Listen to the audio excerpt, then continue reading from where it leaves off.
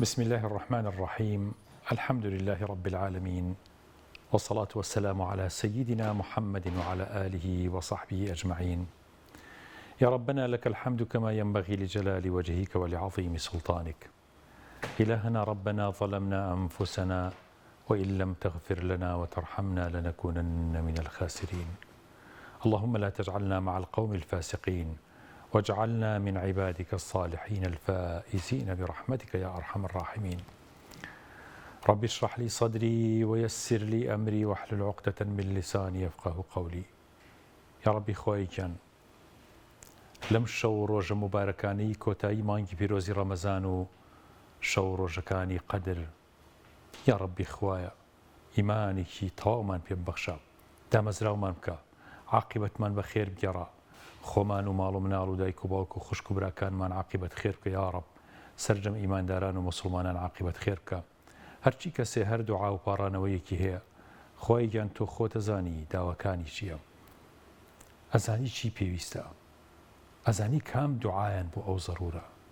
ئەزانی ئێستا جێبەجێ بکەی یاخود لە دواییە بۆی جێبەجێ بکەی یا رب. یا ربی خوای گیان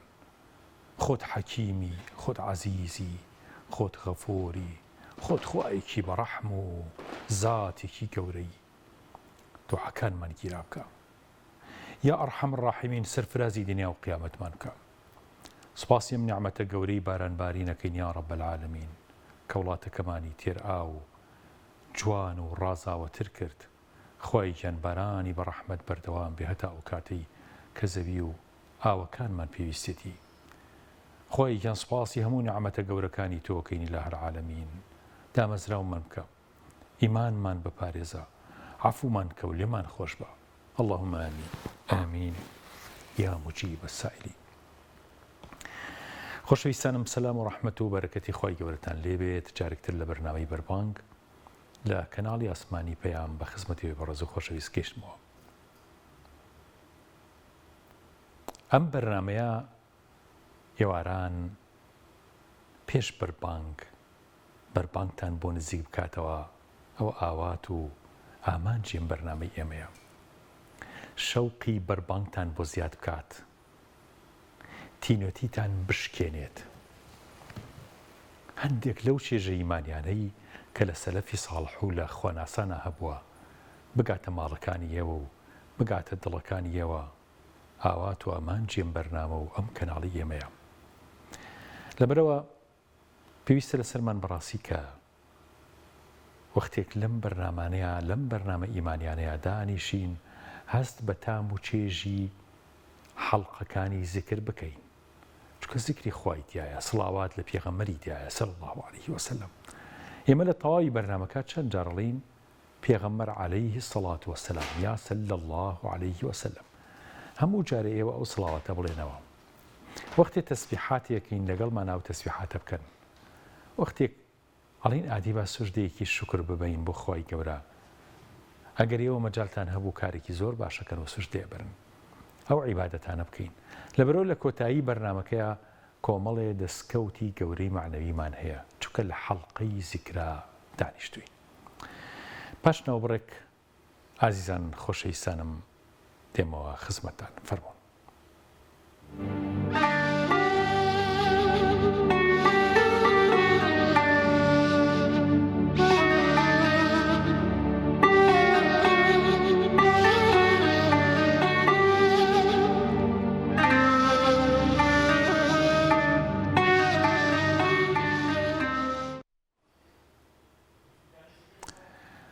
ئازانم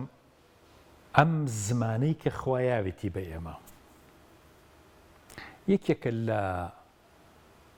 کێشە گەورەکان بۆ قیامەتمان ئەگەر نەزانین چۆنی هەڵەسوڕێنین. زۆر فەرمودەی پێغەمبەر صلی الله علیه و سلم لەسەر ئەم نەخۆشیانەی کە بە زمانەوەیە، واتە نەخۆشە معنەویەکان، ئەو ئافاتانەی کە تووشی مرۆڤ بێت، ئەو بەڵاو موسیبەتانەی بۆ دنیا و قیامەتمان گیرۆدابین پێوە، دەبێت خۆمان لێپارێزین. کۆمەڵی ئافات باسەکەین. فەرمودەی پێغەمبەر صلی الله علیه و سلم ئەفەرمێ زۆرترینی خەڵکی کاچنە ئاگری دۆزەخەوە. بریتێ لە ئافاتەکانی زمان. ئەگەر عکسەکەی وەرگین زۆرترینی ئەهلی خەڵک ئەهلی بەهەشت ئەوانن کە تەقوای خۆیان هەیە و ڕەوشتیان جوانە. ئینسان تەقوادار بوو ئاگاداری زمانێتی، ناوێرێ غەیبەتی پێ بکە، ناتوانێ زوڵمی پێ بڵێت، ناتوانێ شاهیدی درۆی پێبات، بوختان و غەیبەت و ئەم شتانە بە هیچ جۆرێ ناتوانێ ئەنجام بە، ناتوانێت درۆ بکات. درۆ زۆر ئەستەمە بۆ موسڵمان ئازانم. لەبەرەوە پیامبەر فەرمێت زۆربەی خەڵکی بەهەشت، زۆربەی ئەوەی کە خەڵکە خاتە بەهەشتەوە دوو شتە: تەقوادار بیت، ڕەوشتت جوان بێت، ئاکاری جوان. لەبەرەوە بەهەشت شوێنی ڕەوشت جوانەکانە، شوێنی ئاکار بەرزەکانە، شوێنی تەقوادارەکانە. بۆیە بەهەشت زۆر زۆر خۆشە، چونکە خەڵکی پاکی تایە، ئیمانداری زۆر باشی تایە، بە پێی مەقامەکانیش فەرقی هەیە. وا فەرمێ زۆرترینی ئەوەی کە خەڵکە خاتە ئاگری دۆزەخەوە، حەدیسەکەی پیامبەر فەرمێت ئەجوەفان. وتیان یا ڕەسوڵ الله ئەجوەفان چییە؟ فەرمووی زمان و عەورەت. زۆربەی خەڵکی دۆزەخ ئەم دوو شتە ئەیان خاتە ناو دۆزەخ، زمانیان لەگەڵ عەورەتیان، کە زینا و کاری خراپە و گوناهی گەورەی پێ ئەنجامەدرێت. فرمودەی پێغەمبەر صلی الله عليه وسلم پیاوێ هاتە خزمەتی ڕەسوڵ الله صلی الله عليه وسلم، وتی یا ڕەسوڵ الله شتێکم پێ بڵێ دەستی پێوە بگرم، دەستی لێ بەرنێم. فەرمووی بڵێ خوا پەروەردگارمە و دوایی ئیستیقامەتە هەبێ. قل ربي الله ثم استقم. بڵێ خوا پەروەردگاری منە، دوای ئەوە دامەزراو بە ئیستیقامەتە هەبێ. ئیستیقامەت زۆر زۆر گرنگە بۆ ئێمە. ئەکرێت چەند ڕۆژێک نوێژی سونەتەکان هەمووی بکەی، بەس ئیستیقامەتەی پارێزەکە هەموو جارێ وابیت. ئەکرێ مانگی ڕەمەزان ئێمە ڕۆژی جوزی قورئان بخوێنین، بەس ئیستیقامەت ئیدامەتێ پێدات کە تەواوی 12 مانگەی تر نەک هەر مانگی ڕەمەزان، هەموو مانگەکان تۆ لە خزمەت قورئانە ببی، بەردەوامیت هەبێ لە خزمەتی قورئانی پیرۆزە، و زیکرەکانیش بە هەمان شێوە، سڵاواتەکانی پێغەمبەر صلی الله علیه وسلم بە هەمان شێوە، چاکەکردن لەگەڵ خەڵکە، بەخشین بە هەمان شێوە. لەبەرەوە ئەو شتەی کە ئەمان خاتە بەهەشت ئیستیقامەتە، ئەوەی زمانە بپارێزی، تەقوادار بیت، ئیستیقامەتە هەبێت. خۆشەویستان، دوعایەک کە بەردەوام دوای نوێژەکان لە سوژدەکانە بیکەینەوەیە، بڵین خوایە ئیستیقامەتمان هەبێت، یعنی بەردەوام بین، بەردەوام بین، واز نێرین. ماوەیە بە گەرم و گوڕی سونەتەکان جێبەجێکەین و خۆمانمان وەکەین و دوای سار دەمین و هارە هەمووی واز لێنین، ئەوە خراپە. با کەم بێت بەس بەردەوام بێ، نەک زۆر بێ و دوا بڕاو بێت. وە تەقوادار بین. تەقوا ئەوەیە هەموو ڕۆژێ بازارێکی گەورەی تەقوا ئەکرێتەوە، چەند کەس دەتوانێت سەردانی بکات، کەمن، ناتوانن، چونکە بازگەکانی دابەزین بۆ مەیدان و بازار و مێرگی تەقوا بازگەی زۆری هەیە. ئەبێ لەو بازگانە دەرچی. تەقوادار ئەو کەسەیە کە وەرعەکە لە حەرام، پارێکی زۆری حەرامی یەتە دەست، 1 ڕوبع دینار، 1000 لێ سەرف ناکا بۆ خۆی، بیان و ناهێنێتەوە بۆ خۆی. تەقوادار ئەوەیە خۆی هەڵەکا وەک چۆن ئەچێتە ناو دەشتێک، ژلەکانی هەڵەکات تا تڕکاوی نەبێت، تا قاچی حەزیەتی نەبێت، تا گیرۆدە نەبێ بە شتێکەوە، تەواو سەیری بەرچاوی خۆیەکە نەک مارێ دوو پشکێ لە ڕێگەکەی بێ. تەقواداریش بۆ جۆرەیە، ئەچێتە هەر شوێنێک بە تەقواوە ئەچێتە ئەو شوێنە، واتە بە قەڵغانەوە ئەڕوات. پێتان سەیر نەبێت کە زانایەکی گەورەی وەکو ماوەسە شیع عومەری قەرەداغی کە بە ئیبن قەرەداغی مەشهورە، کاتی خۆی لە خانەقای مەولەنا خالیدا لە سلێمانی لە مزگەوتی مەولەنا خالیدە خانەقا مدەڕیس و ئیمامی ئەو مزگەوتە بووە. فەقی زۆری هەبوو، زۆر عالم بووە. ماوەسە مەلا عەبدولکەریمی مدەڕیسی کێک بووە لە دەرچوانی حوجرەکەی ئەو، زۆرێک لە زانا گەورەکانی تر. ئەم مامۆسایە فەرمێ هەر کاتێ هات بۆ مزگەوت بۆ خانەقا، ئەمە پێش 100 ساڵ پێش ئێستا زیاتریش، کە هات بۆ مزگەوت بۆ نوێژەکانی بۆ جەماعەت و هەروەها بۆ دەرزوتنەوە تەدریس، ئاباکەی ئەو ئابایی یا بەسەرشانیە یا بەسەر دەم و چاویە سەری داخست بەس بەردەمی خۆی یەبینی بۆ ئەوەی نەوەک تووشی نەزەری حرام ببێت، کە ئەو کاتە نەزەر زۆر ئەستەم بۆ چکە خەڵک هەر داپۆشراو بووە. بازاری سلێمانی وەکوی سە نەبووە، زۆر کەم خەڵک هاتوچۆی کردووە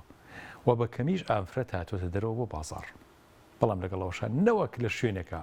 تووشی نەزەرێک ببێت. ئەم دەرزەڵێتەوە لە مزگەوت، دەرس بە فەقێ ئەڵێ، ئەو فەقەیە بە ئەسەری ئەم نەزەرە نەچێتە ناو دەرسەکەی، نەچێتە ناو عەمەلەکەی بیگۆڕێت. ئاخرەوانە ئوستاد بوون. بۆیە فەقەی وەکو ماوەسا مەلا عەبدولکەریمی مدەڕیس دەرەچوو عەزیزانم، عالمی وا دەرەچوو. ئەوانە زانا بوون، ئەوانە ڕابەر بوون. لەبەرەوە فەقێکانیشان حەڵال خۆرە بوو، فەقێکانیشان وا بوون، فەقێکانیان شەو نوێژیان هەبوو، وەرعیانە کرد لە حرام، تەقوایان هەبوو، خواناسی ڕاستەقینە بوون. هەروەزان ماوەسە شیع عومەر بووە، ئەفەرمێ لە دەوری خانەقا زۆر جار ئێواران یان ئێوەڕان ئەڕۆشتەوە بۆ ماڵەوە، ئەگەڕا بەسەر بەقاڵەکان لەو ناوە بەقاڵی زۆر لێ بووە، کام میوە زۆر خراپ بۆ ئەوەیە کڕی، دەستێ بەر ئەوەی هەڵەگرت، کام تەماتە زۆر گەنی بوو ئەوەی هەڵەگرت، ئەم شتانەیە کڕی و ئەی برد. زۆریان پێ سیر بوو بەقاڵەکان. یەکێکیان ڕۆژێ وتی وەڵی من تاقیبی مامۆساکەم زانم ئەمەی بۆ چییە ئەم شتە گەنیوانە، خۆیان بفرێدین، ئەگەر ینی هەر زۆر خراپە فرێدین، بەس ئەمانە لەگەڵ شتەکانی ترات یەکەڵ یەکەین وی فرۆشی. کە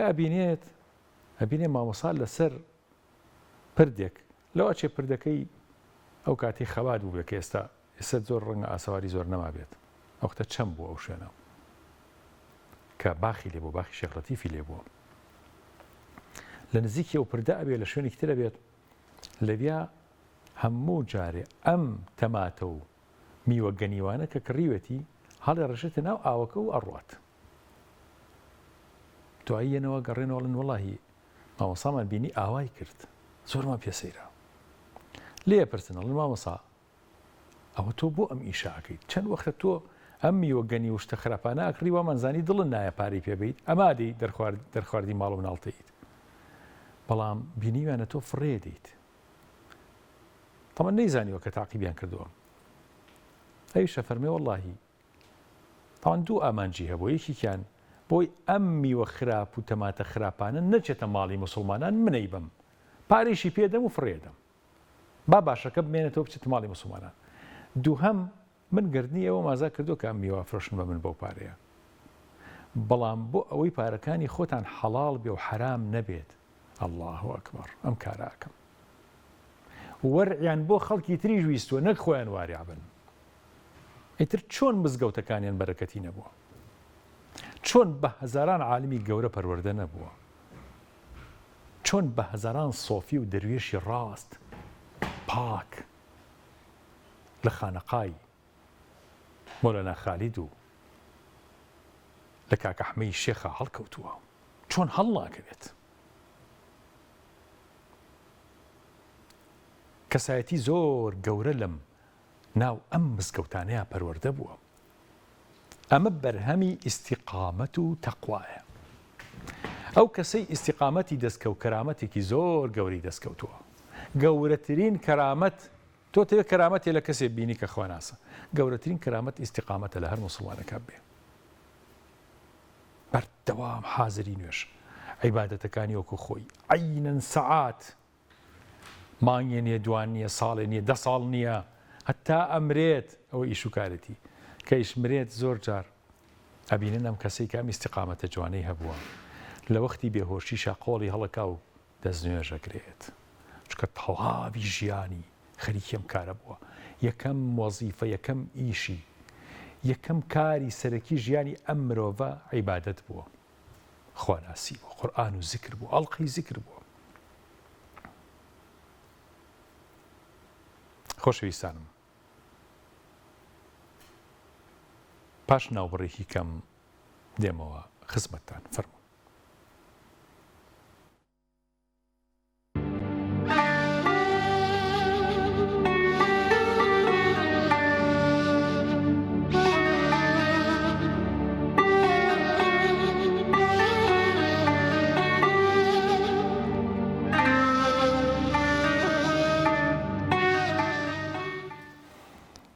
خۆشەویستانم،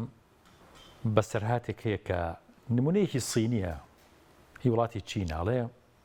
نەهێڵی هیچ کەسێک کوپەکەت پڕ بکات، هەبێ زاڵبی بەسەر خۆتە. ئێمە زۆر جار تووڕابین، هەڵەچین،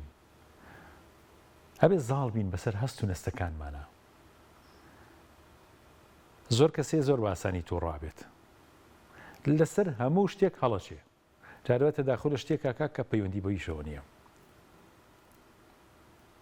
جاروایە بە پەستانی ئابووری ئام زەختەی کە ئێستا هەیە لە وڵاتی خۆمانە، ئەم هەموو ناعەدالەتی و گەندەڵی کە لەم وڵاتەیە هەیە، پەستانی زۆر لەسەر خەڵک لەسەر هەمووان دروست کردووە، بەس ئەبێت زۆر خۆگر بین، سابیر بین بەو معنایی ئەم پەستانە نەبێتە کێشەیەکی دەرونی بۆ خۆمان. لە مەجای کۆمەڵایەتیە زۆر جار تۆ زوڵمە بینیت، ناحەقیە بینیت، شتی ناشرینی کۆمەڵایەتیە بینیت، سیاسی بە هەمان شێوە ژینگەیی، ئەبێت زاڵ بین بەسەر هەست و نەستەکانمانە. اینجا خۆشەژی حاکیمێکی چینی هەبوو، حکمەتی پێشکەشی خەڵکە کرد، لە چیایەکی زۆر بەرزی بڵند ئاژیا، زۆر بەرز بوو، گەنجێکی عەجوول و تووڕە هەبوو، لە شار بوو. پیانوت بۆ ناچی بۆلاوە حەکیمەتە ئەم تووڕەی و عەجوولی و هەڵچوون و ئەم وەزعەت بەشکم نەمێنێ. وتی لەکوێ ئەو حەکیمە تا ڕزگارم کە؟ وتیان لە فڵان چیایە، لە فڵان شوێن، لە چۆڵەوانیایە. ئەم کوڕە گەنجە تووشی مفاجەیەکی قورس بوو، ئەم خۆی دایمە هەڵەچێت تووڕەیە بێتاقەتە، کە چوو پرسیاری کرد، وتیان ئەو چیا بەرزا بینی؟ لە سەری ئەو چیایە، ئەوێ بڕی بگەیتەوێ. ڕێگەکە زۆر دوور بوو، زۆر پڕوکێنەر بوو، زۆر گەرم بوو ڕۆژەکە، هەر چۆنێ بوو گەیشتە ماڵی حەکیم. سیر کات تەنیا ماڵە، لە دەرگای داژنی حەکیم دەرگای بۆ کردەوە، وتی دانیشە تا حەکیمیەت. ئەمیش تەحەموولەوەی نییە دانیشتنی چی و شتی چی و. حەکیم 3 دانە سەعات نهات، ئەم کوڕە ئۆقرەی لێ بڕا، لەسەر کورسێکە هەڵەسا، جوڵەیە کرد، ئەم لاولایە کرد، پەنگی خواردبوویەوە، تووڕەبوون خەری بۆ تەقی. حەکیمەکە بە جلێکی ئاساییەوە زۆر بە سادەیی هات و زۆر بەرساردیش بە خێراتنێکی کرد. عۆزری دواکەوتنی 3 سەعاتیشی بۆم کوڕە هەر نەیەنایەوە، هەر باسی نەکرد. کوڕەکە ئەوەنەی تر پەنگی خواردەوە، وتیم کابرای چیمە چه شعورێکە، 3 سەعاتە منی لەم ژوورە داناوە، ژنەکەی چۆ پێی وتووە 3 دانە سەعاتە نەهاتووە. کە حەکیم سەیری کوڕەکەی کرد، زانی کوڕێکی زۆر تووڕە و ناجێگیرە لە ڕووی دەرونیەوە. حەکیمەکە پێی و چایەکە بۆ بێنم؟ هەمیش زۆر پەست بوو، تیا بێنە بۆم بێنە. چای بۆ هێنا، فنجانێکی هێنا و قۆریەکی هێنا و لەسەر مێزەکە داینا و خۆی چاکەی بۆ تێ کرد، واتە چاکەی بە حازری بۆ نێنا. قاچی ئەم کوڕە گەنجە لەژێر مێزەکەیە بوو، ئەمیش بەدەستم قاس چاکەی هەر تێکردی کرد تا ڕژا چۆ سەر مێزەکە، لەسەر مێزەکە و چۆ سەر قاچی کوڕەکە، قاچی سووتان ئازیتیە. کە ڕژا بە قاچی کوڕەکەیە، کوڕەکە ئیتر تەحەمولی نەما، بەدەست کە کێشای بە پەرداخە چاکەیە هەڵ یای بە دیوارەکە وتی ئەرە باشە تۆ چیت تۆ حەکیمی چیت تۆ شێتی تۆ بەڵای 3 دانە سەعاتە من لێرە دێر هەمووی ڕشت هەمووی وەسەرا ڕشت 3 دانە سەعاتە من لێرە دانیشتم پڕووکەم ئەو ڕێگە شاخاوێ دوور و درێژەم بڕی ئەڵێن حەکیمێکی وا عاقڵ وا دانا وا ژیر وا چی و چییە هاتوومە تێرە تۆ چایش بۆ نام چاکەش ئەڕژی بەسەر قاچمە حەکیمەکە بە عەسابێکی زۆر ساردەوتی ئەوەی بۆی هاتی تەواو بوو دەرسەکەمان تەواو بوو ئەتوانی بڕۆیت تەواو کوڕەکەەوەنی تر شێت بوو تووڕە بوو زانی کە بەم جۆرە نابێت تۆزێ هێ من بوویەوە و وتیانی چی تەواو بوو حەکیم ئەی من بۆ چی هاتووم خۆ من هیچم دەست نەکەو هاتم نەسیحەتێکم کەی هاتم هێمنم کەیتەوە هێورم کەیتەوە من تووشی تووڕەبوون بووم پێیوتی ئەزانی بۆچی تۆ ئاوات کرد تی نەوەڵڵا نازانم وتی بۆچی تووڕیت وتی ئێ تووڕەم و عەساب مانووە و تووڕەم و بەم شتانە تووڕەم کە ئیسە تۆ کردە لێرە قسەیەکی زۆر جوانی پێوتم حەکیمە وتی مەهێڵە هیچ کەسێک کوپەکەت پێ پڕ بکات بەبێ ویستی خۆت بەبێ ویستی خۆت مەهێڵە کوپەکەت پڕ ببێت یعنی هەر دەقەیە کەسێ ویستی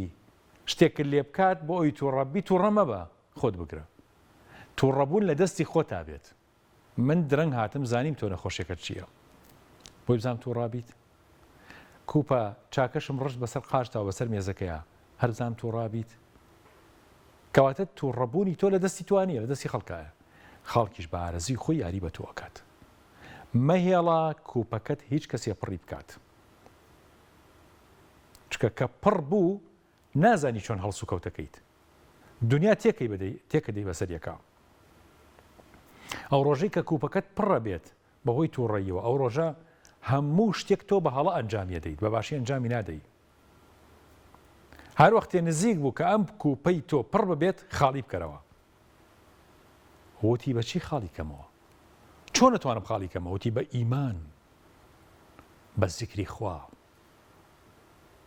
ئەخیر وشە قسەی ئێمەیە کە لێرەیە ئەیڵێین تخوا دینداریەک و ئیمانداریەک نەتوانێت کوپی تووڕەبوونی ئێمە کوپی بێزاری ئێمە خاڵی بکاتەوە ئەو دینداری ئێمە بە کەڵکی قیامەتێت ئێمە کە زیکری خواکەین ئەی چۆن زاڵ نابین بەسەر تووڕەبوونی خۆمانە ئەی چۆن زاڵ نابین بەسەر هەوا و ئارەزووی خۆمانە ئێمە کە قورئانە خوێنین ئێمە کە مانگی ڕەمەزان بە ڕۆژوە بین کە مانگی سەبڕە ئەی چۆن ئەم سەبرە جێبەجێ ناکەین نەتائیجی ئەم سەبرە جێبەجێ ناکەین هیوادارم ئەم چیرۆکەیە بەسەر هاتە سینیا سوودی بۆ هەمومان هەبێت چکە هەمومان کەم تا زۆر ڕۆژانە تووڕاکرین هەر فەیسبووکەکەی بەردەست کە سەیرەکەی 50 جار لەوانێ ڕۆژی 50 جار تووڕە بکە تەلەڤیزیۆن و هەواڵ و دەنگ و باسی ئەمە هەموو ناعەدالەتیە وڵاتە 100 جاریکە تووڕە بکە هێتۆ 150 جار ڕۆژی تووڕە ببیت ئەبێتە خوتیاتە ئەبێتە نریتیاتە ئەبێتە ناتوانی زاڵبی بەسەریە ئەبێتە نەخۆشی لەبەرەوە با زاڵبین بەسەر خۆمانە بە زیکر و تاعەت و بە جوانیەکانی مانگی پیرۆزی ڕەمەزان ئازان مەچینە خزمەتی یەکێک لە سونەتەکانی پێغەمبەر صلی الله عليه وسلم فەرموو پێغەمبەر صلی الله عليه وسلم فەرمێت سەعاتێکێ لە ڕۆژی جومعەیە ئەگەر لەو سەعاتەیە موافقی ئەو سەعاتە بن و ئەستەغفیرڵڵاه بکەن لەو سەعاتەیە ئەستەغفیرڵڵاه زۆر بکەن خوای گەورە لێتان خۆشە بێ پێغەمبەری خوا صلی الله عليه وسلم لەو سەعاتەیە یاخود لە سەعاتەکانی ڕۆژی جومعەیە ئیستیغفاری زۆرە کرد لەبەرەوە بە ئێمە بگەڕین بۆ سەعاتە یعنی بەوەی کە لە هەموو سەعاتێکی ڕۆژی جومعەیە ئەستەغفیرڵڵاه ئەستەغفیرڵڵاه ئەستەغفیرڵڵاه ئەستەغفیرڵڵاه بکەین بە ویردی دەممان تا خۆی گەورە لێمان خۆش بێ ئینشاء الله و خۆی گەورە لەو کەسە خۆشە بکە ئەستەغفیرڵڵاه لەو سەعاتەیە ئەنجامەدات لە بەهەشتا یەک خەفەت هەیە یەک بێتاقەتی هەیە کە هەر کەسە بۆ خۆیڵێ خۆزگە زیاتر زیکری خوام کردایە ئەنا حەسرەت و بێتاقەتی و ئەوەی بۆچی ئەمانی تیانە بەڵام ئەوەی تایە کە بۆ زیکرم کەم کردووە کەواتە ئێمە بێ زیکر زۆر بکەین جەنابەت چیڵی دادڕێیان لەسەر بەڵێ ئێمە بوو ئەوەی ئینشاءالله ئەگەر بەهشتی بووین لەو دنیامان ئینشاءالله بۆی ئەو حەسرەتەمان بۆ نەبێت لە ئێستەوە هەوڵ بین کە سات بە ساتی ژیانمان بە زیکرکردن و یادی خوابەڕێ بکەین هەم بۆ زیندومانەوەی دڵەکانمان زیکرکردن بۆ گرنگە زۆر بۆی کە دڵەکانمان زیندوو بمێنن وەروە ئێمە بمانەوەیان نەمانەوێ ڕۆژانە ڕەنگە بەبێ ویستی خۆمان تووشی گوناهی بچووک ببین بۆ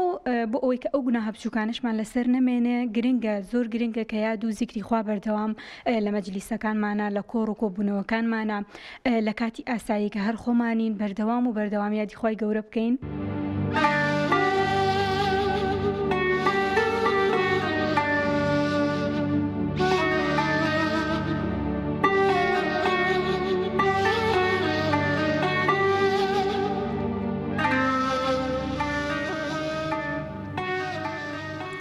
پێغەمبەر صلی الله عليه وسلم لە وەڵامی پرسیارێکە کە سەحابەیەک لێیەکە یا ڕەسوڵ الله صلی الله عليه وسلم لە چ شتێکی ئێمە هەترسی یعنی ئێمە چی نەکەین فەرمووی زمانی گر فەرمووی ئەمە ئاگاتان لەمە بێت واتە لە زمانتان پیاوێ هات بۆ لای پێغەمبەری خوا صلی الله عليه وسلم یا ڕەسوڵ الله صلی الله عليه وسلم نەجات بوون بە چیە بێت ڕزگار بوون بە چیە بێت چۆن لە دنیا و ئاخرەتا ڕزگارم ببێت پێغەمبەر صلی الله عليه وسلم فەرمووی ئاگات لەم زمانەت بێت ماڵەکەی خۆتێ بەس بێ قەناعەتت هەبێت ژیانی خۆت چاو مەبڕە لە خەڵک ئەم لاولا و بگری بۆ هەڵە و گوناهەکانت بۆ ڕزگارتە بێت یعنی پەشیمان بین لەو گوناه و تاوانانەی کە کردومانە کەواتە کە پەشیمان بووین ناچینەوە سەری بڕیار بین نەچینەوە سەر گوناهەکان فرمودەی حەزرەتی ڕەسوڵ الله صلی الله عليه وسلم فەرمێت مسلمان ئەو کەسەیە من سەلیمە المسلمون من لسانه ويده مسلمان ئەو کەسەیە کە مسلمانان لە دەست و لە زمانی بێوەی بن کێشیان بۆ دروست نەبێ لەسەرەوە باسی ئەخلاقە دین باسی ئەخلاقە باسی معاملەیە چۆن معاملەی یەک بکەین چۆن غەدر لە تۆ نەبینم تۆ لە منی نەبینی چۆن فەرق و جیاوازی لە مسلمان نەبینی هەر لەبەرەوەی کە ئەمە ئەوەیە ئەمە پلەپایەکی هەیە ئەمە دەوڵەمەنە ئەمە مەسوولەتێکی هەیە کۆمەڵشتی زۆر ناشرین ببینی کە خۆی جیا بکاتەوە لە تۆ هەڵس و کەوت و مامەڵی جیاواز بنوێنێت زۆر ترسناکە ئەمە ئازانم پێغەمبەر صلی الله علیه و سلم فەرمێ هەر کەسێک ئیمانی بە خوا و بە ڕۆژی قیامەت و ئاخرەت هەیە فەلیەقل خەیڕا ئەو لیەصمت با یا قسەی خێر بکات یان بێدەنگ بێت و قسەی خێریش کەمە ئەزان بۆ زۆر نییە چکە فعلی خەیر زۆرە کردداری خەیر قسەی خێر خۆی کەمە نابێەوە نەبووترێ ئەڵێن قورئان زۆرتر قورئان خۆشە ئێستا زۆر جار ئێمەش ئەمە نەمان وتۆتەوە بە خەڵک ئەمە نشتمان باس کردەوە بۆ خەڵک خەریکە ئەسوێت ئەبێ کردار قسە بێت عمل بێت کردار شایەتی بێت چکە خەڵک قسەی بیرەچێتەوە وتاری بیرش ئەم وتاری من بەخوا نیو سەعاتتر ڕەنگە هەر خۆشم بیرم نەمێنێت چ جاییەوە بەڵام کردەوە بیر تەمێنێت ئەخلاقێک کە لە موسڵمانە بینیوتە بە ناشرین بە سلب و بە ئیجاب بیر تەمێنە قەت بیر ناچێت کەواتە چەند جوانە کۆمەڵگایەک لەسەر ئەخلاق بنیاد بنی ڕقم یەکی ئیشەکانی ئەو کۆمەڵگا موسڵمانە ئەخلاق بێت هەڵسوکەوت بێت قسە نەبێت شیعار و دروشم و قسەی زل و ئەمانە نەبێت دی پێغەمبەر صلی الله علیه و سلم فەرمێ هەر کەسی ئیمانی بەخوا و بە قیامەت هەیە ڕاستەکە لەم ئیمانە یان قسەی خێر بکە یان بێدەنگ بێت لەبەرەوە دلیلی ئیمان بە خوا بە ڕۆژی قیامەتەوەی کە چی بەسەر زمانتایەت چی ئەڵێیت ئەو کەسانی کە هیچ خۆیان ناپارێزن لە هیچ حرامێک نازانی چۆن ئیمانیان بەخوا قیامەتەیە ئیمانێکی سەیرە مەگەر لای خوا ئەگەر قبوڵ بێت ڕەنگە ئیمانی نەبێ بە خۆی نەزانی بێ ڕەنگە زۆر لاواز بوو بێ ئاگای لە خۆی نەبێت ناجاری وایە سیارەکە لێ خوڕی لە شوێنەکە گێچی بەنزینەکە ئیش ناکە لە کتوپڕێکە بەنزینی تیا نامێنێ پێی نازانیت کێڵی گێچی ئیمانمان هەر تاوادانە بەزی و ئاگاشمان لێ نییە خۆ پەنامان بە یعنی نەمان مابێت ئاگامان لێی نەبێت ئاگامان لەوە نەبێت کە چی بەسەر ئیمانمانە هاتووە. حەدیثی حەزرەتی ڕەسوڵ الله صلی الله عليه وسلم فەرمێت زۆرترین هەڵەی بەنی ئادەم هەڵەی زمانێتی لە زمانەوە تووشی ئەم هەڵە و گوناها نابێت. بۆیە پێغەمبەر صلی الله علیه و سلم فەرمێ کێ زەمانەتی بینی دوو چەناکەی دوو دەمیەوەتە زمانیەکە لەگەڵ بینی دوو ڕانیا زەمانەتی وا کات تووشی حرامی نەکات من زەمانەتی بەهەشتی بۆکەم. الله ئەکبەر. پێغەمبەر صلی الله عليه وسلم فەرمێت کەسی وا هەیە قسە ئەکات ئەم قسەیە ئەبێتە هۆی تووڕەبوونی خوا لەو کەسە کەچی ئەم کەسە هیچ باکی لەو قسەیە نییە هەر بەدەم سوحبەتەوە جاری وایە کوفر ئەکات کوفری خەڵکی تر باسەکەیت بۆ چونکە نوکتەیەکی تایە نازانی ئەما بێتە هۆی تووڕەبوونی خۆی گەورە. ئەفەرمێ خۆی گەورە فڕێتە جەهەنەمێک کە 70 دانە پاییس اینجا ئاگاتە بنەکەی سبحان الله ئەی خاتە شوێن لە جەهەنەما 70 پاییز واتە 70 دانە ساڵ سوڕە خواتەوە اینجا ئاگاتە بنی جەهەنەم بەهۆی کەلیمەیەک کە خوای تووڕە کردووە. چارەوەی بوختانێکە بۆ ئافرەتێکیەکەن هیچ باکە لێی نییە لەوانەیە وا بزانێمە دیفاع لە ئیسلامیش لە مسلمانان و لە شەرەفی مسلمانان بابی پارێزین ئەم کەسە گۆرانی بێژە نازانم هونەرمەندە ئەمە ئەڵێن لەگەڵ فڵانە کەسە ئاوا و ئاوای کردووە ئەسڵ و ساسیشی نییە. خوا دیفاع لەوە کات دیفاع لە تۆ ناکات ئەو دینداری و دیفاع لە دینی توی ناوێت چکە شەرەفی ئینسانێک کەرامەتی ئینسانێک لە هەموو ئەو دینداری تۆ یەکی گەورەترە. لەبەرە زۆر خۆمان پارێزین لە لایک و لە کۆمنتێک لە قسەکردنێک لە گێڕانەوەیە لە شێرکردنێک کە نازانین وایەیانە زۆر ترسناکە ئازیزانم ئەمە مەڵێ وەڵا فڵانە کەس ئاخر بیستومە کوفری کردووە گۆرانی بێژێکە قسەی کوفری کردووە ئەوە بەڕێی خۆی کێ ئەڵێ دوو ڕۆژتر ناگۆڕێ لە من و تۆ باشتر نابێ کێ ئەڵێ تەوبەی نەکردووە کێ ئەڵێ ئەخلاقی ناشرینی منی موسڵمان منی بانکخواز منی مەلای موسڵمان ئەم کەسەی وا لێ نەکردووە ئەم کەسەی بێدین نەکردووە ئەم کەسەی نەخستۆتە سەر ئارەخۆری. لەبەرە زۆر وریابین لە خۆمانەوە بە ناوی ئیسلامەتی و دینداریوە یعنی شەلم کۆرم ناپارێزم قسە بە خەڵک بڵین جوێن بین بە ناوی دینەوە زۆر خەتەرە بە ناوی دینەوە ئازارم خۆی گەورە بمان پارێزێ ئینشاءالله. وا فەرمێت کەسی وای شەیە کەلیمەیەک بۆ ڕازیبوونی خواڵێت کە خۆی زۆر گرنگ نییە بەلایەوە ئەو کەلیمەیە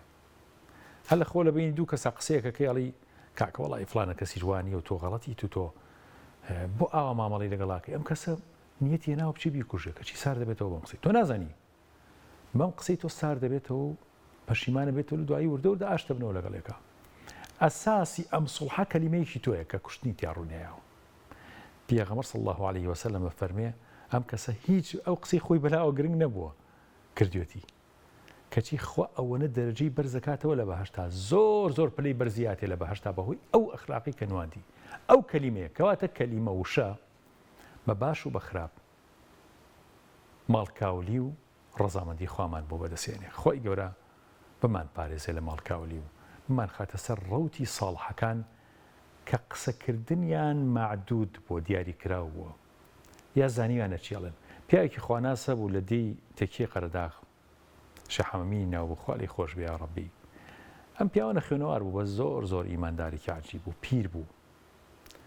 هەر بچوویتە بۆ لای ئێسەوە کاک ئەرکان دانیشتۆ بەرامبرم تەسویرمان دەکا هەر وەکو من و کاکەرکان ئاوا بگەشتە بە کەسێک بیوتایە فڵانە کە سەلام عەلەیکوم ئەم شەحەمەمینە چەند سانیەکی پێچ و ئینجا وەڵامیە وعەلەیکوم السەلام وەڕەحمەت الله وبەرەکاتوه هەر جوابدانەوەی سەلام پێچوو لە قسەکردنا یەکێ شتێکی لێ پرسیایە جوان بیر لێ کرد و اینجا جوابی یعنی ئەمە عادەتی ژیانی بوو پیاوێکی نەخوێنەوار پیان وتبوو تویان شەحەمین باشە تۆ قینا بۆ هەر سەلامکردن سەلام چیتیایە توی ئاخر مەسئولیەتە لای خوا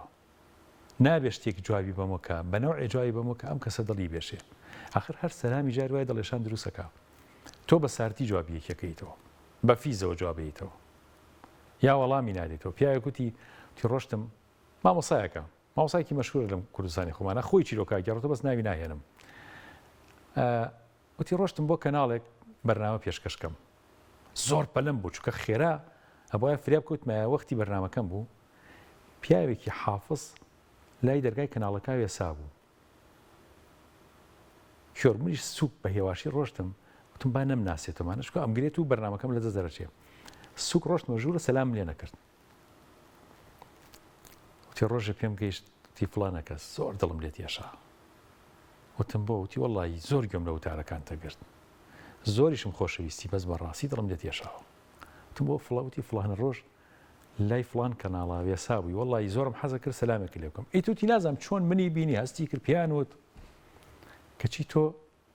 بە هێواشی ڕۆشتی بۆی من پێ نەزانم ڕۆشتە ژوو سەلامە لێ نەکردم لەبەرەوە ئەکرێت تەنانەت لە سەلامکردنیشە عوجب و ڕیا و کۆمەڵی ئافاتی دەرونیمان بۆ دروست بێت چۆن خۆمان لەمە بپارێزین کوفر و عیبادەت هەر بە زمان نەکرێت کابرا کوفرەکات عیبادەتەکە الحەمدە خوێنێ قورئانە خوێنێ نوێژەکات خۆ بە زمان نەکرێتە ئیشانە ئازانم ئێمە بەردەوامی لەسەر باس و خواسەکانمان بەڵام ئەچینە خزمەت جنابی بەڕێز ئەندازیار عوسمان کە جنابیان بەسەر هات و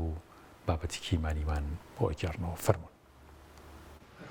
بسم الله الحمد لله والصلاة والسلام على رسول الله السلام عليكم ورحمة الله. خۆشەویستانم مەسەلەی دینداری ئێمە هەمووی لەسەر ناسینی خوا وەستاوە. ناسینی خوا بۆ شێوەی کە خوای گەورە خۆی باسی بۆ کردوین و لەبارەی زاتی مبارەکی خۆیەوە ئەسما و صفاتی باس کردووە و لەبارەی ئەو گەلانەی کە لە ناوی بردوون ئەو گەلانەی کە هیدایەتیان وەرگرتووە و پاشان ئەوانەی کە ڕێی ڕاستیان گرتووە یان بە پێچەوانەوە. ناسینی خوای پەروەردگار و ئەو ئاەتانی کە لە قورئانە هاتوون و ئەوەش کە لە فەرموودا هاتووە ڕەسوول الله کە لە هەمومان باشتر خۆ ئەناسێ کە ئەفەرمێ لەو تعلمون ما علم لضحكتم قليلا ولبكيتم كثيرا ئەگەر ئەوەی من ئەمزانی ئێوەتان زانی تۆزێک پێکەنین و زۆرتر ئەگریان هەر ئەگریان ئێمە بەعکسەوە ئەگەر جاروبارێ بگرین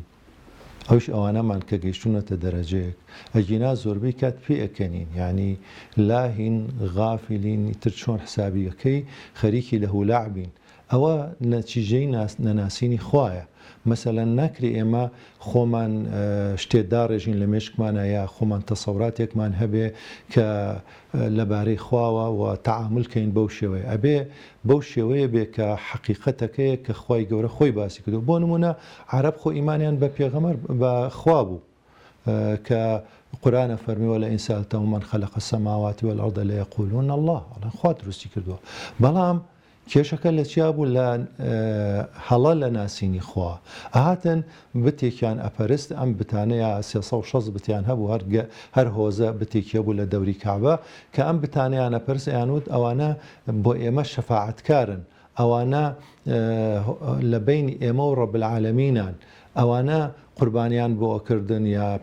بە پیرۆزیان ئەزانین ئالێرە کە قورئان چەند ئاەت تەئکید دەکاتە سەر ئەوەی کە الله لا إله إلا هو الحي القيوم لا تأخذه سنة ولا نوم له ما في السماوات وما في الأرض من ذا الذي يشفع عنده إلا بإذنه. ئەها دایما تأکید دەکاتە سەر شەفاعەت کەس ناتوانێت شەفاعەتکە ئیلا مەگەر خوا خۆی ئیزنی بات. ئەم بتانە ئێوە کێ ئیزنی پێداون کە شەفاعەتکەن بەدەیان ئاەتی تر لەم مەسەلەیە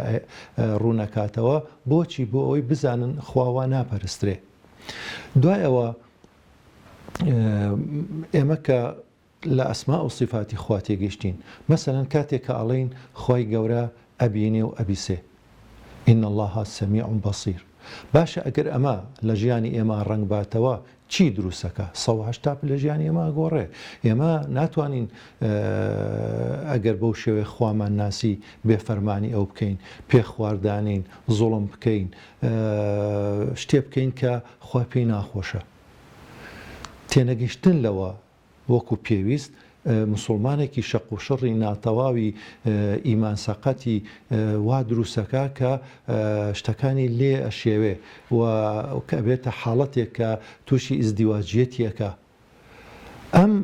تێگەیشتە بەو شێوەیە نابێتە تێگەیشتێکی ڕوت ڕەنگەیاتەوە لە ژیانە مەسەلەن کەسێکە چێ بۆ لای دکتۆرێک ئەڵێ دکتۆر ئەڵێ جگەرەمە خۆ خراپە سەر پاکەتەکە لی نووسراوەکە ئەمە بۆ سەرەتان خراپە پارە لە کیسە چێ بۆنی ناخۆش دەبێ مناڵەکانت تووشی جگەرە خوارد نەبن بەو شێوەیە بەڵام سەرەکەی دکتۆر خۆی جگەراخوا ئەمە ئەو حاڵەتەیە کە بەسەر مسلمانی شایە زانینێکی ڕوتە نەبووە بە فعل نەبووە بە کردەوە چونکە لای ئێمە ئیمان بە تەنها نییە ئیمان و عملی ساڵحە ئەبێ ئیمانەکە ڕنگ باتەوە ببێ بە کار و کردەوە یا مەسەلەن نوێژ ئەڵێ و نوێژەیە گەر تۆ نەگێڕێتەوە لە خراپە نوێژی چییە؟ یعنی ئەوەی کە نوێژەکانی نایگێڕێتەوە لە خراپە و لەوانە نوێژەکە هەر بۆ خۆی ئەیکایە ئەوەی کە بە ڕۆژوو ئەبێ ئەگەر لە خراپە و قسەی خراپ و لە شتی خراپ نەیگێڕێتەوە هەر برسێتەکەی بۆ ئەمێنێتەوە کەواتە ناسینی خوا بەو شێوەی کە پێویستە مەسەلەیەکی زۆر گرنگە بۆ نمونە عازمکردن کە خوای گەورە سەمیع بەصیرە دەی ئەبێ بزانین کە خوای گەورە لا يعزب عنه مثقال ذرة في الأرض ولا في السماء نە ئارز لە ئارزانە لە ئاسمانە یاک مەسقالە زەڕی لێون نابێ ئەگەر لەمە تێگەیشتین ئەوسا ئێمە شەرمەکەین لەخوا چونکە 124,000 پێغەمبەر هاتون سەڵات و سەلامی خوایان لەسەر بێ وەکو ئەوترێ هەمووی ڕەسوول الله فەرمی یەک دێڕیان لە پاش بەجێ ماوە ئەویش چییە؟ ئیذا لەم تەستەحی فەصنع ما شئت ئەگەر شەرم ناکەی لەخوا بڕۆ چیەکەی بیکە چۆن شەرمکەین لەخوا پێویستە و حاڵەتەمان بۆ دروست بێ ئەن تعبد الله كأنك تراه فإن لم تكن تراه فإنه يراك بەڵام ئایا چەند لە ئێمە چەند لە مسلمانان گەیشتونەتە ئەوەی کاسکەن خوا ئابینن ئەگەر خوا نابینی خۆخواتەوە بینێ ناسینی خوا بەو شێوەی کە پێویستە مەسەلەیەکی زۆر زۆر گرنگە کاتێک گەڵێن کە خوا سەمیع و بەصیرە کە شەرمی لێ بکەین و پێغەمبەری خۆشمان وەکو پێغەمبەرانی تر بۆ ئەوە هاتووە کە ئێمە شەرمکەین بۆیە ئەفەرمێ هیچ نەبێ شەرمکەن لەخوا بەقەدەر ئەوەندەی کە شەرمەکەن لە دوو گەورە پیاوی عەشرەتەکەتان ئەم شەرمکردنە کارێک ئەکا کە ئینسان دەست بجێڕێتەوانێ يستخفون من الناس ولا يستخفون من الله وهو معهم إذ يبيتون ما لا يرضى من القول شرم لخلقكن لخلق يشارنوانه حذركن كچی شرم لخواناکن لکاتێک ئەو لەگەڵیانایە خۆ ڕەنگە بەشەرەکە تۆ بتوانی لێ بشاریتەوە ڕەنگە بەشەرەکە بەس ڕۆکەشی تۆ ئەبینێ ڕەنگە قسێ بکەیت توانە بێت طبیعی بێ بەس خوای گەورە ئەتبینێ ئەزانەی لە ناو ناختا چی هەیە يعلم أن الله يعلم ما في أنفسكم فاحذروا بزانن خۆ ئەزانێت چی لە ناو ناخ و نیەتی ئێوایە ئەگاتان لە خۆتان بێ یعنی کاتێ ئێمە حەج عیبادەتێکی نوێژ یا ڕۆژوو یا هەر شتێکی تر لەسەر نیەت نەوەستەوە ئینەما الأعمال بالنیات نیەت ئەوە نییە لە ناو ناخی ئێمە خەیاڵی ئێمایە يعلم السر وأخفى خۆ ئەزانەی نهێنیت کەسە من لەگەڵ هەر کەسێک شتێک بڵم با نهێنی بێ ئەوە نهێنیەکە لە بینی دوو کەسە بەس لەوە نهێنیترەوەی بەس لە دڵی خۆمایە کەس نازانێت ئەمە مەسەلەیەکە کە دینداری پێدا ئامەزرێ ئەمە مەسەلەیەکە کە پلەی ئیحسانە ئەبێ هەوڵبین بیگەینێ دۆستێکم هەیە ئەم دۆستەم پیاوێکی بۆ خوا سوڵحاوە زۆر جار خەو بە ڕەسوول الله بینە سەڵ الله عليه وسلم 56 مناڵی بێ باوکی لایە بەردەوام ساڵانە جارێک مەسەلەن لەگەڵ خێزانە ماڵ بە ماڵ ئەگەڕێ بزانێ وەزیان باشتر نەبووە تحقیق بکە بزانێ مستحقن یا مستحقنی لەم ماوەیە کە گەڕابوو هەمووی گەڕابوو ئەچێتە ماڵەکان دوای ئەوە ئەچێتە دەرودراوسەکانیان پرسیارەکە ئەو ماڵە مستحقن دوای ئەوە ئەچێتە دوکانی گەڕەکەکە پرسیارەکە ئەو ماڵە چۆن شتەکڕن ئیتر هەمویان ئەمانە کۆ ئەکاتەوە بۆی بزانیتە خۆ لەوەش زیاتر چی بکە هەوی بۆ دەرنایەنێ هۆچی لەیەکی لەوە زیاتر هەر ئەوەنگە تحقیقەکرێ پاشەوەی هەمووی تەواوەکە ئەوانی کە نامستحق بوون لای بردووە ئەوانش کە بە حسابی خۆی مستحقن هێشتونێتەوە شوێکیان خەو بە ڕەسوول الله بن صلی الله علیه وسلم ئەفەرمێ ئادی بزانم چیت کرد تیوەڵای ڕەسوول الله ماڵ بە ماڵ چوم لەگەڵ خێزانمە و تحقیقم کردو ئەوەی کە زانی بێتە مستحقنێ لام بردووەش کە مستحقی هێشتومەتەوە فەرمووی پیا بچۆرەوە بەسەر چاو پیاچم دووسێ ڕۆژ مەشغوڵە بێ دوای مەشغوڵێتەکە دیسان دەست پێ بکاتەوە ئیتر بڵێن هەریەکەی لە گەڕەکێ ڕەنگە هەندێکی لە دەرەوەی شار بێ ینی زەحمەتێکی زۆرە کردوشێتی لەوە زیاتر خۆ تو چیەکەی دوای سێ شەو ڕەسوول الله بینێتەوە صلی الله عليه وسلم ئەفەرمێ ئادی چیت کرد ئەڵێ وەڵڵاهی بەتەمام مەشغوڵ بووم دوای ئەم چەند ڕۆژە دەست پێ بکەمەوە فەرمی بێنە بۆ ئاسان کە پەڕەکانی لێوەرگرت دوو پەڕەیە 56 ناویتیە پەڕەی یەکەمی هەڵڵایەوە پەڕەی دووهەمی پەنجەی مبارەکی خستە سەر یەکێ لە ناوەکان فەرمووی ئەوە مستحق نییە ئەی پێغەمبەری خۆ من چوومەتە ماڵیان، چوومەتە دەرو دراوسەکەیان، چوومەتە دوکانەکانی گەڕەکەکەش. فەرمووی کۆدێکە بەمێ بۆ ئاسانکەم تی بەڵێ، فەرمووی بڕۆ بۆ لای کچەکەی لە گەڕێکی خۆیانە شووی کردو، بیدۆزەرەوە بیترسێنە بەخوا و بە قیامەت، لێی بپرسە ڕاستێکت پێڵێ. وەڵاڵێ چوون بەیانی لە گەڕەکەکەیان کچەکەیم دۆزیەوە لە دەرگامە، کە لە دەرگامە فەرمووەرە ژوورەوە وتم کەی لێ، وتی مێردەکەم، وتم بابێت، مێردەکەشی هات لە حەوشەکە وتیان وەرە ژوور، و پێویست ناکە ئەم ناسن، وتیان بەڵێ یارمەتی دایکمانەیە خێرە بنووسن. وتی پێم وتم کچی خۆم ئەم پارەیە ئەمانەتە، خوا محاسەبەوانەکە لە قیامەتە بۆ کەسی مستحق و لێ قەوما و ئەوانەی کە پێیان ئەشێ دایکی مستحقەیانە. وتی دەستی کرد بە گریان، وتی کێ تۆی ناردۆ بۆ لای من؟ ئیتر نەمووە ڕەسوول الله، کچ چۆن ئەسراری دایکی ئەڵێ؟ وتم وەڵا ئیتر کەیفی خۆت ئەمە قیامەتە، قیامەتی خۆمە دۆڕێنە. وتی دایکم وتێتی چەند وەرەگرێ؟ وتم دایکە دەڵێ 300,000 وەرەگرێ. وتی نەوەڵا کە باوکم مردووە ئێمە مەسئولی گەورە ئەناسین تەقاوتیان نەکردووە، ڕێک 900,000 معاشەکەیان بە دایک. وتی ئەوتێتی براکەم چەند وەرەگرێ؟ وتی براکە وتێتی 400,000 هیچ وەرناگرێ. وتی وەڵا براکەشم 400,000 وەرەگرێ، ئەمە 1,300,000 ملیۆنێکی لێ شاردوویتەوە بە 300 پیاڵێ. یعنی ئێتر وتی منیش تەلەفۆنم بۆ کرد و دوایی و نەموت شتێکی وا بووە، ئێتر ئەوەمان بڕی و تاو. ئەمە یعنی چی؟ یعنی خوا ئەتبینێ فێڵ لە خوا ناکرێ. ئازیزەکانم ئەنی ئەمە مەسەلەیەکە کە ئەبێت تی بگەین. خۆ ئەگەر خوا مۆڵاتیش با، ئەمە یاسە مۆڵەتی نەیەوە، ئەگەر مۆڵاتیش با کەسەکە هەروەریگرێ ئەی لە قیامەتا چی ئەکاکە ڕائەیگیرێ. پێغەمبەر صلی الله علیه و سلم فەرمووی ئەزانن موفلیس لە ئومەتی من کێ؟ وتیان ئەوەی کە پارە و هیچی نییە لەسەر ساجی عالیە بە کوردی خۆمان. ئەویش فەرمووی نا، موفلیس لە ئومەتی من ئەوەیە کە لە قیامەتایەت بەقەدەر شاخی حەسەناتی هەیە، چاکەی زۆری هەیە، بەڵام حەقی ئەمی خوارد و حەقی ئەوی خوارد و لێ خۆ پارە نییە بیاتەوە، مەجبور ئەبێت چاکەکانی باتەوە بە ئەوە، ئەگەر چاکەشی نەما ئەبێ خراپی ئەوان هەڵگرێ. ئەیدەی لەوێ ئەوە موفلیسی حەقیقیە.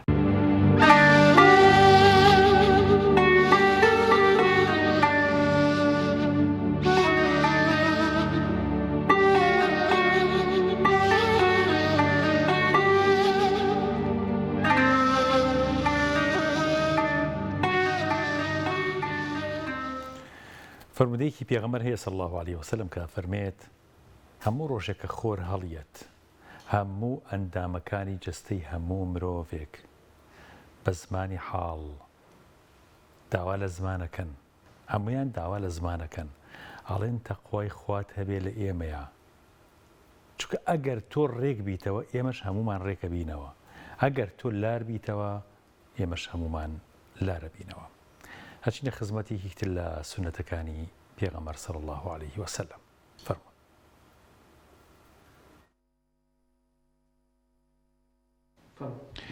دادەلاڤینێمە سورەتێکی گەورەی قورئان هەیە کە شەوانە بیخوێنین. فەرمودەیەکی پێغەمبەر هەیە صلی الله عليه وسلم کە لە ئیبن حەبان لە صەحیحەکەیە هێناوێت، فەرمێ هەر کەسێ بە شەوە سورەتی یاسین بخوێنێت لە پێناوی خوا لەبەر خاتری خوا، خوای گەورە لێ خۆشە بێجا. ئێمە ئەم سورەتە دیارە و پێشکەشێکین بە تۆ، ئینشاءالله تۆش چەندێ بۆت کرا بە شەوانە بە ڕۆژانە، ینی موسڵمانی وا هەبوو ڕۆژی 3 جار سورەتی یاسینی خوێندووە.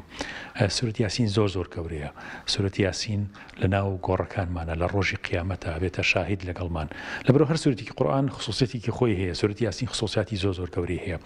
لەبەرەوە ئەم سورەتە ئینشاءالله کەینە دیاری مانگی ڕەمەزان بۆ دادەلاڤین. جنابیش ئەگەر شتێکت هەبێ لەسەرم سورەتە، شتێک لەسەر بیست پێ پێمان خۆشە باسیکەی بوو. بەنای خۆی بەخشندە و میهرەبان، سەرەتا زۆر سوپاس بۆ بەرنامەکەتان مامۆستاگیان. سورەتی یاسین سورەتێکی زۆر پیرۆزە، هەر یەک لە سورەتەکانی قورئان، هەر یەک لە فەرمودەکانی پێغەمبەر صلی الله عليه وسلم هەمویان زۆر تایبەتن. بەڵام ئەوەی کە شتێک بیری من ئەخاتەوە لەگەڵ سورەتی یاسینە، چەند ساڵێک لەمەوبەر باپیرم بەبوونی نەخۆشیەکەوانی وەفاتی کرد، خۆی گەورە لێ خۆش بێت. لەو شەوە ئەوەیە زۆر سوورەتی یاسینیان بۆ بەڵێ زۆر سوورەتی یاسینیان بەسەر ئەخوێن ئینشاءالله ئەم سوورەتە بۆتە بەرگ و پارێزەرێک بۆ خیامەتی هیوادارم خۆی گەورە لە گوناحەکانی خۆش بێت ئینشاءالله. چ شتێکتان هەیە لەسەر زیکر؟ چ زیکرێک زۆر دڵخۆش دەکا یا زۆر جێبەجێیەکی جنابێت؟ سپاس بخوا لەگەڵ هەموو زیکرەکانە لەگەڵ هەموو فەرمودەکانی پێغەمبەر ئاشنایەکی باشم هەیە و بەپێی توانە هەمووشیان جێبەجێ ئەەکەم ئەوەی ئێستا بیرم بێ وەک نمونەیەک ئەو فەرمودەی پێغەمبەر کە ئەڵێت اللهم لا سهلا إلا ما جعلته سهلا أنت تجعل الحزن إذا شئت سهلا لە کاتی ئیمتیحانە بێت بە تایبەت و لە کاتێکە بۆ هەر ناڕەحەتیەک شتێک کە هاتبێتە بەردەموانەیە خوێندومە و سپاس بخۆ خۆی گەورەکاری بۆ ئاسان کردوم. دوعاکردن لایدا دەلاڤین دوعا زۆر گەورەیە هەستەکەی کە دوعات کردووە دوعاکانی گیرا بووە. سپاس بخوا بە تایبەت لە سەیەکی بەیانیا لە کاتی نوێژی بەیانیا ئەو کاتانە ئارامیەکی زیاتر هەیە لەو کاتانەیە دوعا بکەیت هەموو تەواوی دڵێ بۆ پەروەردگارێ بکەیتەوانێ و دوعا بکەیت بە یەقینەوانێ دوعاکانە بەڵام ئەبێ لە ناخی دڵتەوانی بێ و یەقینە بۆی هەبێ بێگومان خۆی گەورەش ئەوەی چی باش بێت ئەوە ئەهێنێتە ڕێت وەڵامە ئەیاتەوانێ.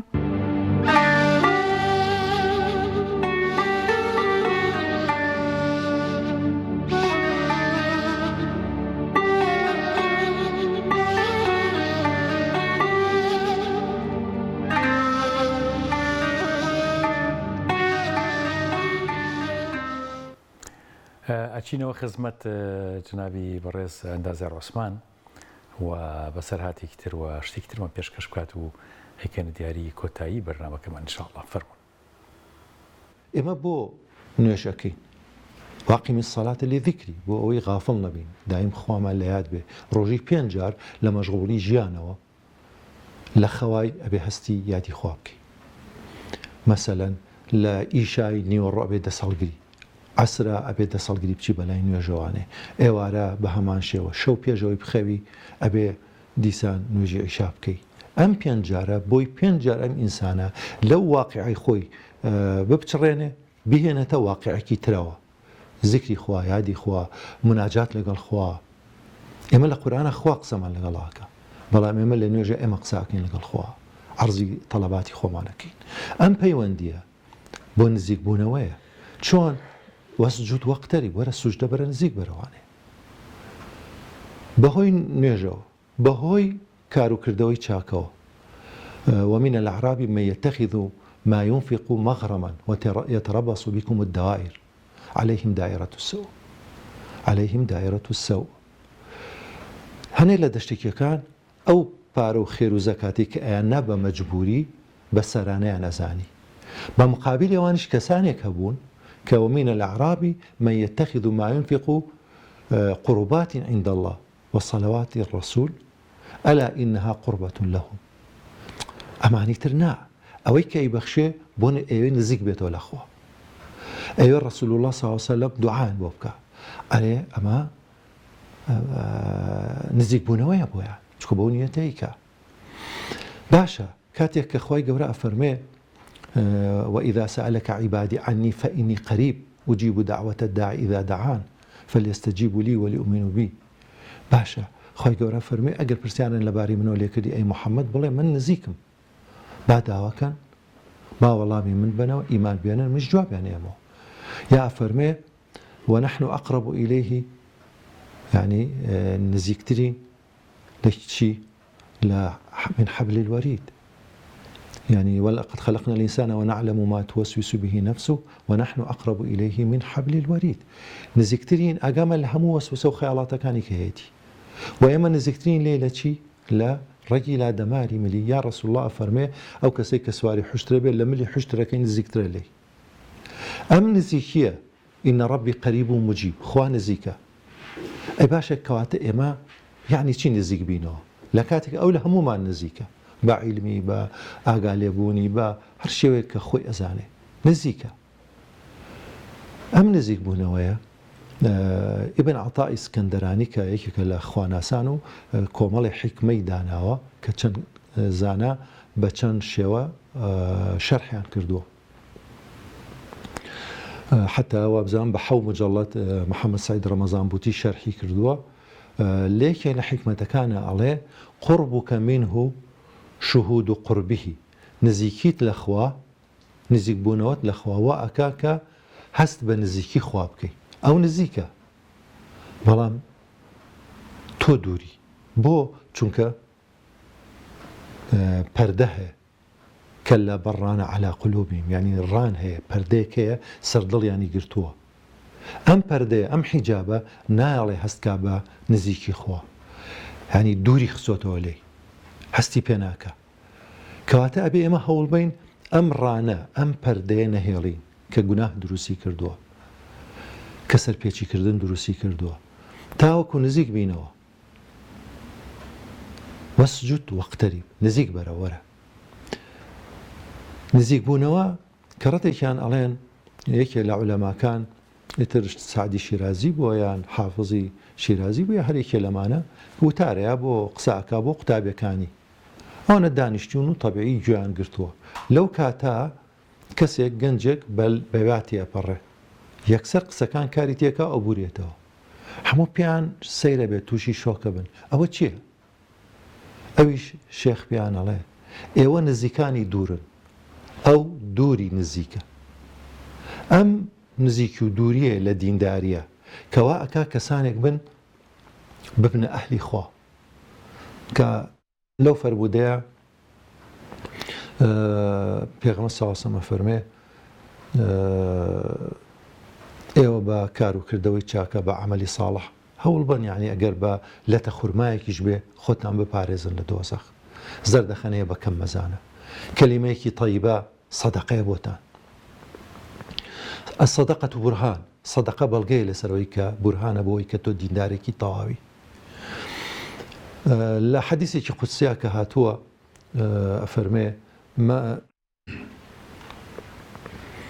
ئەفەرمێت من عاد لي وليا فقد آذنته بالحرب هەچی دوژمنایەتی دۆستێکی من کا خۆم شەڕی لەگەڵاکە ولا يزال العبد يتقرب إليه عبد نزیکە بێتەوە لە خوا چۆن یەکەم بە فەرزەکان کە فەرزی کردو دووهەم بە ئەو سونەتانە و ئەو شتە زیانی کە کەسەکە ئیکا زیاتر نزیکە بێتەوە حتا ئوحیبە تا خۆشمەوێ کە خۆشم ویست ئیتر چاو و گوێ و دڵ و قاچ و دەست و هەچی شتەکانی هەیە بە تەوفیقی خوا ئەجوڵێ وا لەژێر ڕعایەتی خوا واصبر لحكم ربك فإنك بأعيننا ئارام گرە بۆ حکمی خوا تۆ لەژێر چاودێری ئێمای ئەکەوێت ئەو دایرەیەوە من ناوە بوونی شەبەکە وەکو بڵێ چۆن کەسێ شەبەکەی بۆ ئەکرێتەوانێ نزیکە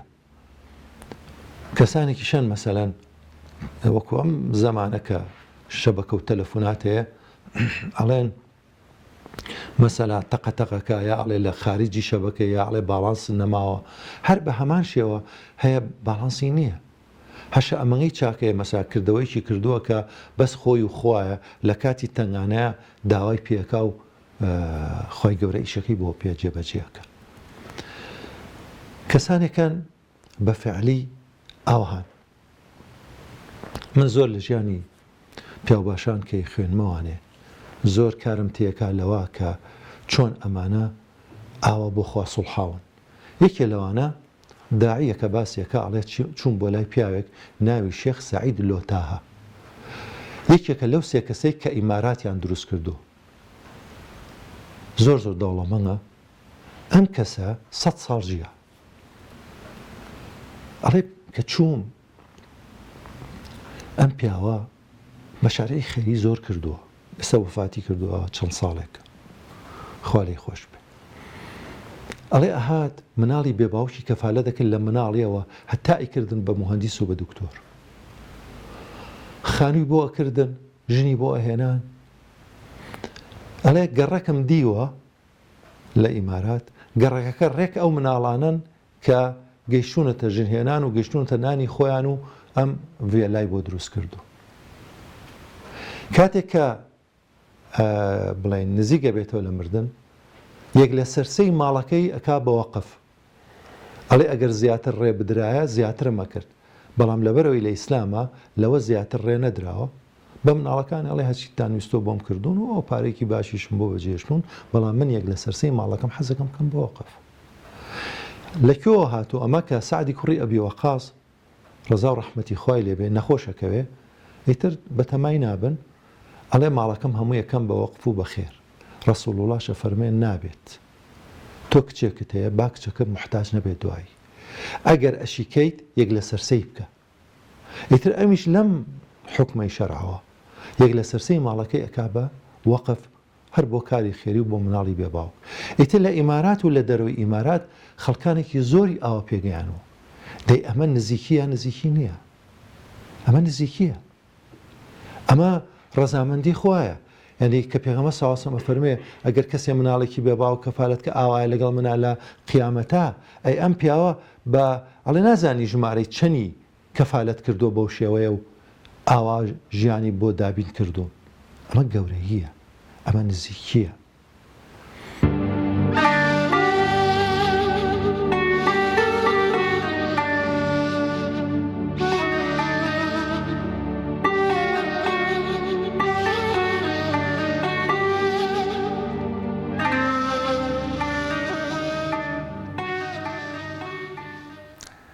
خۆشەویستانم